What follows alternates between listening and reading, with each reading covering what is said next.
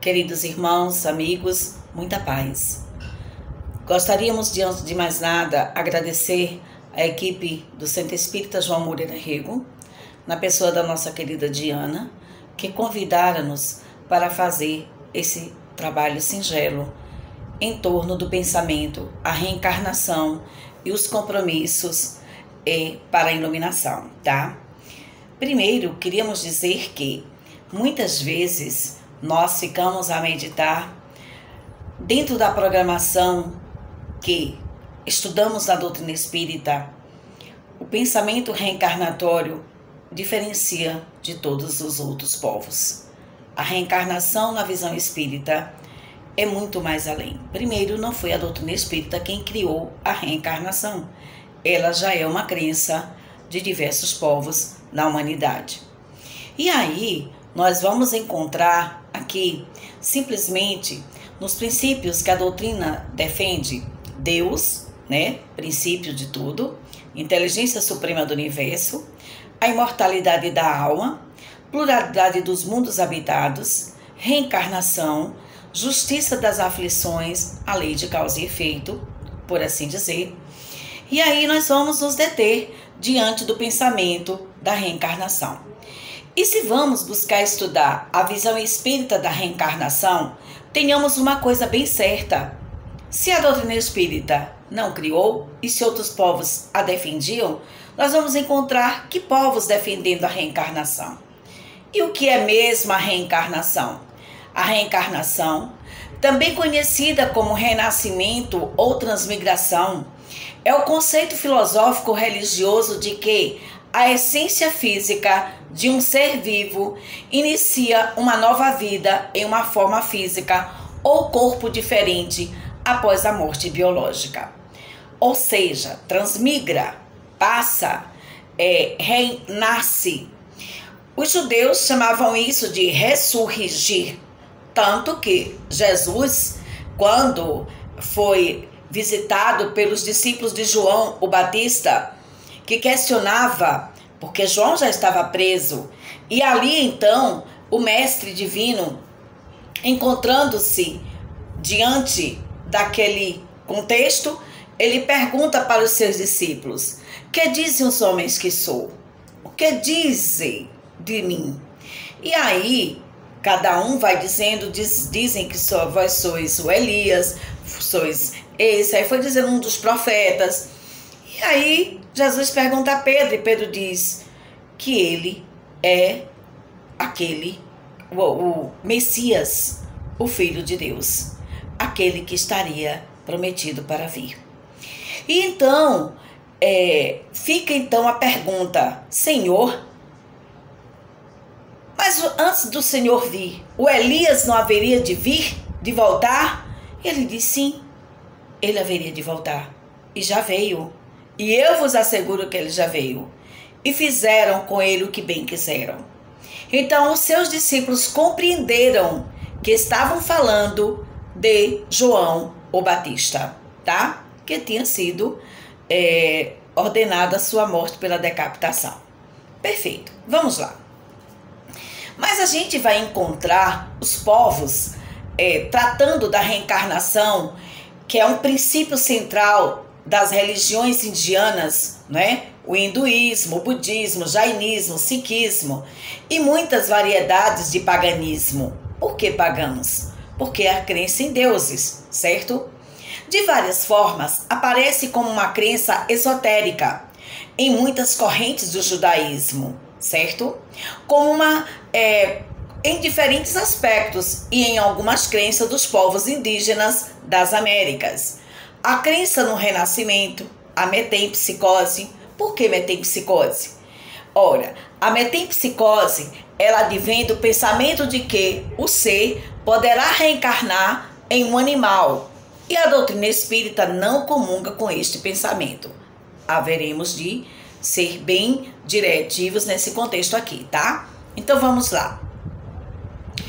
Essa metempsicose, ou renascimento, era sustentada por figuras gregas. A Grécia também acreditava na reencarnação. Pitágoras, Sócrates e Platão bem como em várias religiões modernas também creem nessa reencarnação. Só que dentro de uma vertente bem diferenciada do que nós temos hoje, explicada, cientificamente estudada pela ciência espírita, tá? A doutrina espírita, ciência da alma, ok? A ciência que nos dá esta condição. A Índia, ela vem como a civilização milenar que defende a reencarnação. E qual é o perfil espiritual que nós vamos estudar? Nós vamos estudar o Bhagavad Gita. Simplesmente, na realidade religiosa da Índia, a reencarnação é lugar comum na população e pode-se dizer que a maioria do povo é reencarnacionista, certo? E esse povo reencarnacionista, vamos encontrar muçulmanos, 11%, cristãos, 2%, sikhs, 2,5%, budista, 1%, mas os hindus, né, que é a crença em massa na Índia, eles são 83% lá na Índia, tá? E esses hindus, eles dividem-se em brahmanismo, conhecido por hinduísmo, né? E como princípios estabelecidos pelo Código de Manu, ou Manu. Código de Manu disse que foi um filósofo, ou melhor, um pensador, um profeta dessa muito antes de Cristo, 1500 anos antes de Jesus, e que vai colocar as ideias reencarnacionistas dentro da visão que se tem do hinduísmo, tá? E ali vamos ter vários princípios, porque nós vamos perceber logo adiante de que se fala o hinduísmo e porque esse capítulo do poema mais belo que se tem do Bhagavad Gita, né, que é o poema hindu, é todo de um conceito de Arjuna, né, e Krishna. Nós vamos encontrar esse contexto vivenciado dentro do contexto da religião hindu, tá? Vamos lá. Então, nós vamos aqui buscar esse poema, que é o Bhagavad Gita. Os hindus, eles vai nos trazer exatamente em detalhes o que lá revela esse pensamento. É uma epopeia, né? A tradição védica do Mahabharata, o maior poema do mundo, onde no 18º dia de uma batalha, Krishna discute com o guerreiro Arjuna sobre o significado da vida e da morte, certo? E aí, a narrativa que é dada nesse 18º dia ficou conhecida exatamente como a sublime canção da imortalidade, que é compilada na forma atual entre os séculos 5 a 1 antes do cristianismo, que é o que nós chamamos esse contexto do 18º capítulo do Bhagavad Gita, certo? Ou Bhagavad. Vamos lá. No capítulo 18 da obra dessa epopeia, o que é que nós vamos ter? Entre centenas de versos que ressalta a imortalidade da alma e a reencarnação, a gente vai trazer aqui alguns trechos bem interessantes, como por exemplo, um verso: assim como neste corpo, a alma corporificada seguidamente passa da infância à juventude e à velhice, do mesmo modo, chegando à morte, a alma passa para outro corpo. Isso é Krishna colocando lá no capítulo 2, no verso 13. Lembremos-nos, diálogo entre Krishna e Arjuna, tá? É nesse campo da batalha que é feito esse diálogo aí, certo? E aí vem a segunda citação dessa imortalidade. Assim como alguém veste roupas novas, abandonando as antigas, a alma aceita novos corpos materiais, abandonando os velhos inúteis. Ou o nosso corpo vai passando o processo da validade natural e aí nós vamos entregá-lo ao que é normal, ao humus da terra e transformar-se-á em humus, com certeza. E aí nós vamos ter o terceiro momento. Alguém que nasceu, com certeza morrerá, e após a morte, de novo, voltará a nascer. Gente, isso é muito antes do Cristo. Esta é uma base da Índia, tá? Mas vamos lá, em que pesa, isso é diferente do que nós estamos hoje, vivenciando com a doutrina espírita o pensamento reencarnacionista. Vamos lá. Antes de abandonar o corpo atual, se alguém for capaz de tolerar os impulsos dos sentidos materiais e conter a força do desejo e da ira, olha só, viu? A força do desejo e da ira, ficará em situação privilegiada e será feliz neste mundo. Isso é Krishna. Por quê? Lembra que Jesus fala de bem-aventurados pacíficos, pacificadores? Pois é, aqui também a gente vai ter essa noção da paz colocada dentro dessa visão por nosso querido, dentro do texto que é traçado na visão do Bhagavad, tá? Vamos lá. No quinto item, nós vamos ter: após muitos nascimentos e mortes, aquele que tem verdadeiro conhecimento rende-se a mim. Krishna representa o conceito universal. Sabendo que sou a causa de todas as coisas e de tudo que existe. Quem é que não lembra da música de Raul Seixas? Aquela música que fala a respeito de Gita. É Gita, né? A letra vai nos trazer exatamente porque você me pergunta, às vezes porque você me pergunta por que é que eu sou tão calado, não falo, né, quase nada de mim e não diz nada, é como se fosse o silêncio daquele ser, né? E aí eles, você me tem toda hora, me come, me cospe, me beija, e aí vai compilando o pensamento poético. Isso é a canção de Paulo Coelho, né? Vamos lembrar que Paulo Coelho influenciou bastante o pensamento de Raulzito dentro dessas vertentes de imortalidade, de reencarnação, mas sempre buscando a Índia como um pensamento berço para ele, tá? Lembrando disso que Paulo é um denominado ligado ao bruxismo, essa questão toda, né? Paulo e toda a sua construção literária, certo? Mas vamos lá. E aí, nós vamos ver que os indianos, eles creem na reencarnação, mas acreditam que as almas foram criadas felizes e perfeitas. Diferente, né? Pois é. E devido aos erros praticados nas reencarnações, isto fez com que passassem a poder encarnar em corpos de animais. Essa possibilidade de transmigração de almas de corpos humanos para depois para animais é o que se chama de metempsicose. E quem estudou o Livro dos Espíritos vai encontrar Allan Kardec questionando aos arautos da espiritualidade se é possível a metempsicose. Cena dos próximos capítulos. Vamos embora. Vamos cuidando para estudar. E aí, nós vamos ver nessa vertente que os animais na Índia, eles são venerados, né? Na Índia, eles acreditam na possibilidade de que aqueles animais são seus antepassados. Eles podem ser um parente, a alma de alguém querido que retornou ali. Olhe bem. O Espiritismo explicou que as almas são criadas simples e ignorantes, tá?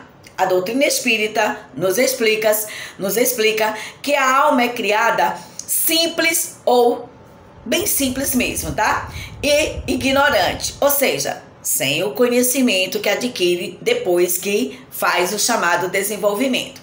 Pois muito bem. E que através de reencarnações, desculpem, e que através de reencarnações, essa alma adquire o progresso contínuo, não sendo possível, né, que uma alma humana, observem bem, gente, olha o termo, alma humana, certo? Reencarne no corpo de um animal, enquanto a metempsicose dos indianos está baseada na degradação das almas, a pluralidade das existências espírita vai de encontro, ela não vai ao encontro, ela vai de encontro a esse pensamento. Por quê? Porque a doutrina espírita vai nos explicar que nós, ao tomarmos na trajetória evolutiva como mônada, como seres simples da criação, passamos por diversos processos. Aí tem o reino mineral, o reino vegetal, o reino animal, para depois então nós, aperfeiçoando este ser, vai desenvolver-se e vai poder então surgir como razão, como povos primitivos, como seres com as primeiras encarnações ainda embrutecidos, ainda antropofágicos, etc. Depois, esse ser adentra os processos civilizatórios, passa pelos diversos caminhos, e esse ser, esta alma, que na visão espírita já permeou os diversos reinos, quando chega no reino hominal, se torna, aí sim, a condição humana.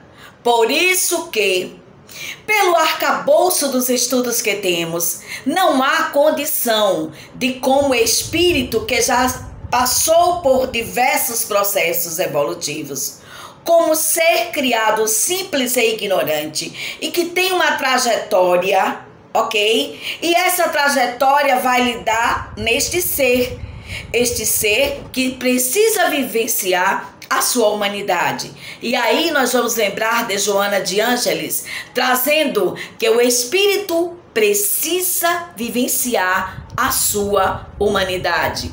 Daí que nós precisamos ter a certeza que não somos anjos e nem seremos anjos assim, ó, vapt-vupt. Seremos um dia, quando trabalharmos em nós esse lado humano, esse lado ainda do apego, esse lado do desvirtuamento, ainda da condição em crescimento, aí sim.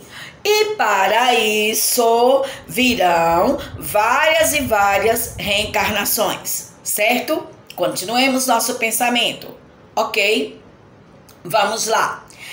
Aí, a doutrina espírita que vai nos trazer essa visão em torno desse contexto, vai nos mostrar que seria um contrassenso que almas criadas perfeitas viessem a cometer erros e retrogradar. O que é retrogradar? O que é retroagir? É simples. A alma retroage quando ela pensa, acredita que vai sair desse patamar humanizado e voltar para ser o princípio que ele já passou. Não. Mas a doutrina espírita não fala de espíritos que aparecem com formas de animais alto lá. A doutrina espírita diz que somos espírito, que esse espírito tem a sua individualidade no plano espiritual através do perispírito, que é um corpo no plano espiritual, que o espírito é identificado pela última encarnação que teve, olha só.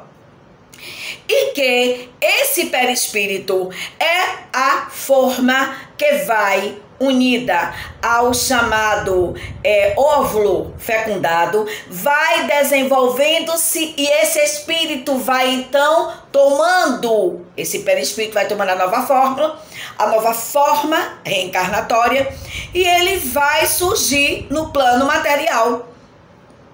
Então, nós vamos ter aqui, de verdade, o conceito de que esse espírito tem a capacidade de pensar e vontade para agir. Então, esse perispírito é maleável, é transformável. Ele, o espírito, pensa e imprime no perispírito a sua vontade.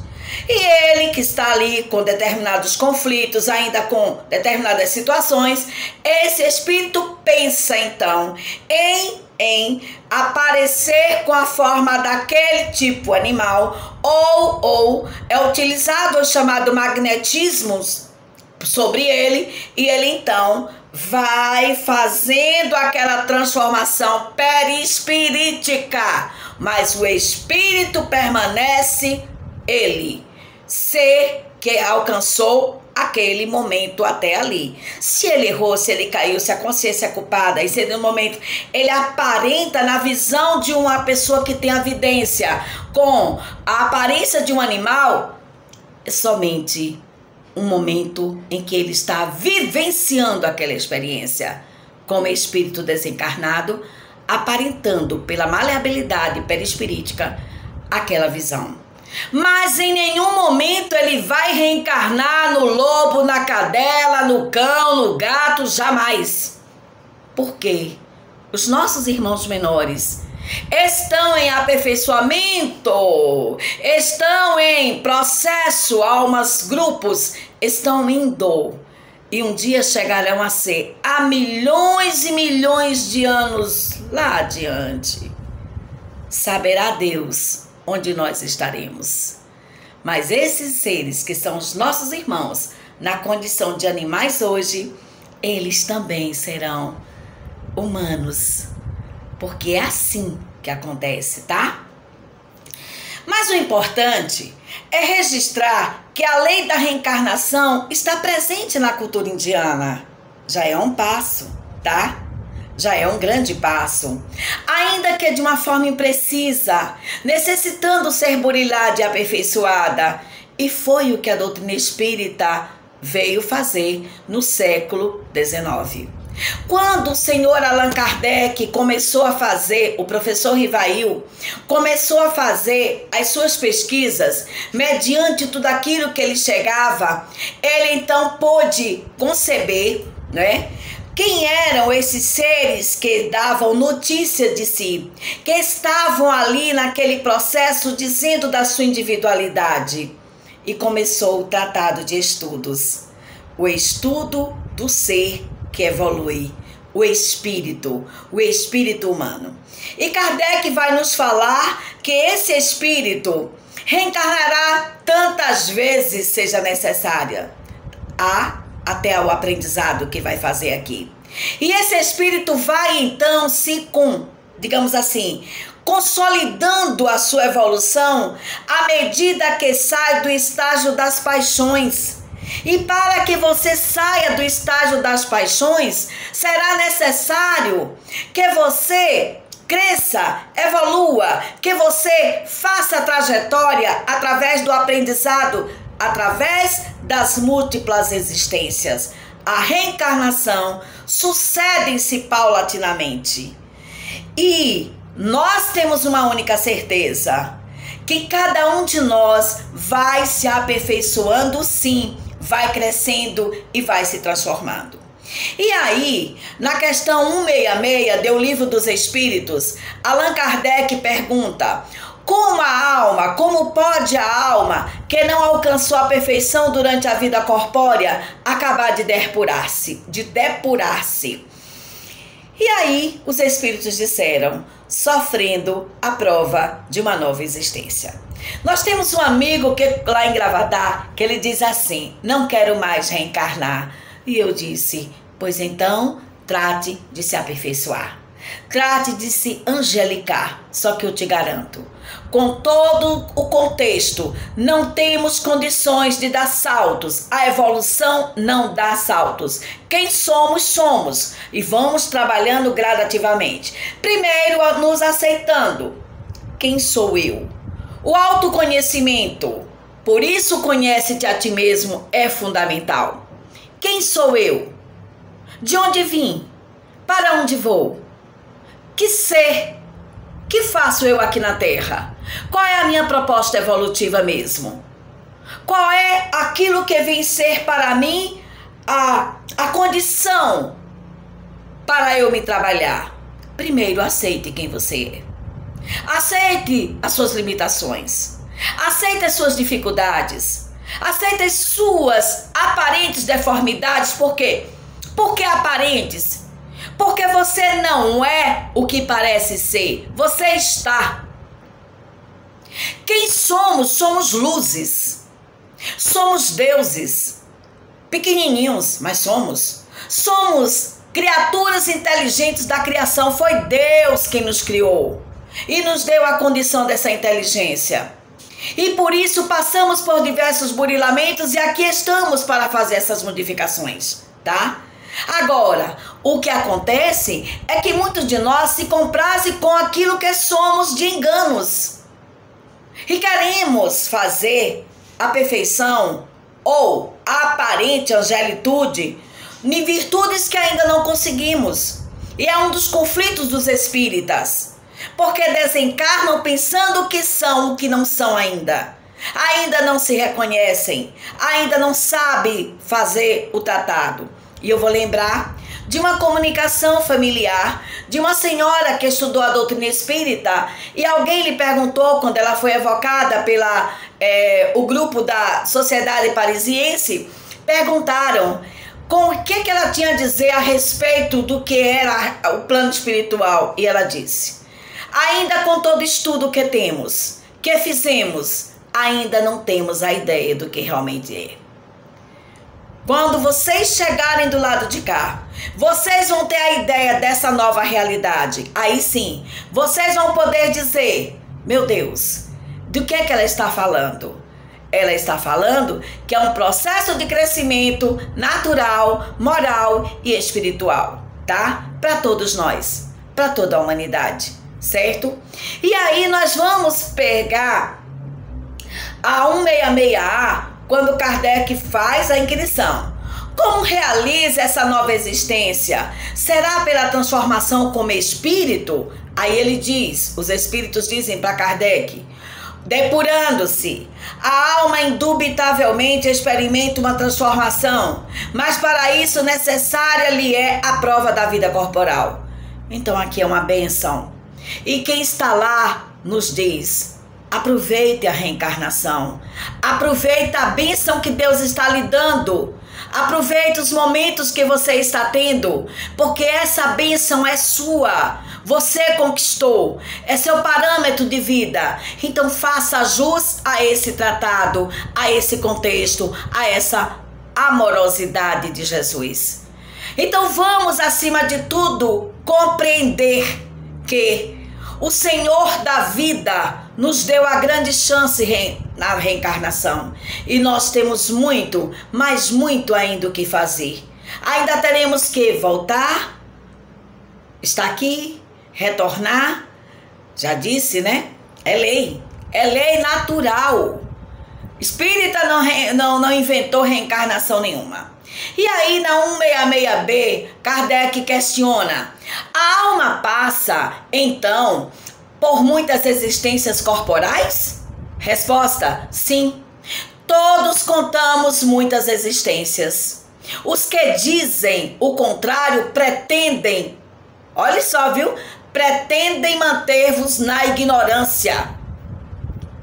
Meus amigos, ainda há quem queira contestar a reencarnação. Fazer o quê, né? Em que eles próprios se encontram. Esse o desejo deles. E aí vem a questão. Kardec, na 166C. Parece resultar desse princípio que a alma, depois de ter deixado um corpo, toma outro, ou então que reencarna em novo corpo? É assim que se deve entender? E os espíritos dizem: evidentemente. Evolução é lei. Evolução é lei. Ah, mas eu não quero reencarnar. Ah, tudo bem, você não quer? Não tem problema. Você nem vai saber a hora que você vai adentrar o plano. Lembramos-nos de um dos estudos, né?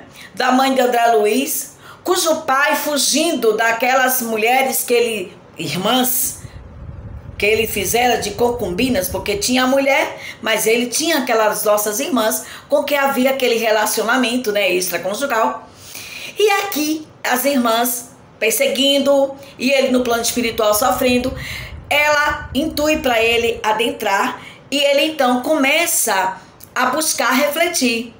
E ele vai exatamente se localizar no espaço onde ele vai reencarnar. Ele sabe que vai? Não.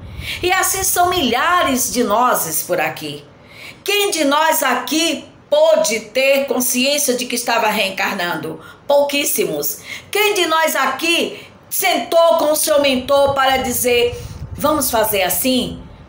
Nossos mentores decidiram por nós. Sabe por quê?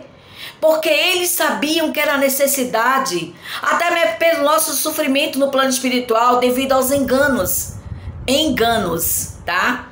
Jesus, ele colocou uma coisa maravilhosa para Pedro. Pedro, os homens na terra são mais frágeis do que maus. Então nós somos esses seres que se fragilizam. Nós somos esses seres que, pensando que está acertando, na santa vaidade que ainda nos acomete, no orgulho que é nosso prato diário, não é? No afã de nunca levarmos o pensamento a Deus pedindo força e coragem para resistir a determinadas situações, o que é que nós fazemos então? Nós nos colocamos de uma maneira arrogante. E aí cometemos enganos que poderíamos não mais cometer. Mas quem de nós há de dizer que não vai um dia alcançar essa plenitude? Vai sim. As reencarnações vão se suceder. Queiramos ou não, elas vão acontecer. Nicodemos não foi buscar Jesus na calada da noite? E quando ele chega lá que pergunta ao Cristo como alcançar esse reino dos céus, o que é que Jesus diz para Nicodemos? Em verdade vos digo que ninguém vai ver o reino de Deus se não nascer de novo. Eis a única verdade. Despojar do homem velho, despojar do ser que acredita somente nas coisas materiais. E aí nós temos uma fala muito particular nesse momento. Para as pessoas que veem os casos de acidentes, de mortes prematuras, como um castigo de Deus, como se fosse assim, comamos e bebamos que a vida é breve, como se a vida fosse só aqui. E Jesus falou de imortalidade da alma. E nós ainda não percebemos o que é a mensagem Cristo que nos dizemos cristãos. Nós ainda temos muito que aprender dentro do Evangelho do Cristo. Ainda temos que tirar ali, sabe, aquele pensamento que não faz, digamos, crescimento algum. Vamos abrir esse evangelho sem preconceito, sem medo de encarar as verdades que lá estão. E se você buscar o evangelho segundo o Espiritismo, as lições estão bem claras, porque ele está baseado na moral do Cristo. E diante desse evangelho você vai encontrar, primeiro, não vim destruir a lei, o capítulo 1. Segundo, olha só, a imortalidade da alma sendo trazida ali naquele segundo capítulo. Terceiro, nós vamos encontrar como consequência a pluralidade dos mundos. E depois então vamos encontrar a reencarnação. E aí então começa a Pleiade, porque são verdadeiras estrelas. O consolo de Jesus através das bem-aventuranças. E Allan Kardec, sabendo na primazia de tudo, nos traz no capítulo 5: bem-aventurados os aflitos, os que choram, porque serão consolados. Como é que eu vou ser bem-aventurada se eu não tenho lucidez para entender que essa existência é passagem de aprendizado, que a dor é comum em todos os reinos? Sofre a semente para desabrochar, sofre o animal nas suas diversas migrações, esse espírito, ou melhor, em formação, coletivamente falando, em grupos. E vamos assim por dizer que vamos seguindo rumo à evolução sempre, estaremos sempre evoluindo. Hoje ou amanhã seremos seres apaziguados pelo bem, pelo amor e pela paz, pela construção divina, pelo amor, pelo sentimento que enlaça a alma e diz: Jesus me ama muito mais do que eu possa crer, porque a vida que nos é contexto aqui não termina no túmulo. E ele falou dessa transcendentalidade. Ele disse que ele derrubaria aquele templo. E entenderam que ele estava ameaçando o templo de Jerusalém. Ele estava falando do templo, que é o corpo. Mas reergueria-o no terceiro dia, corpo espiritual, que fica, que se transforma, que busca. Ele sim teve encarnação, o ser mais perfeito que já veio à Terra. E nós somos seres da criação, como o Cristo também. E um dia seremos Cristos. E um dia seremos seres perfeitos. Não como Deus, mas na mediação relativa. Estaremos trabalhando em nós. Para isso é necessário evoluir, crescer a cada dia, a cada momento, a cada segundo. Querer, desejar ser melhor.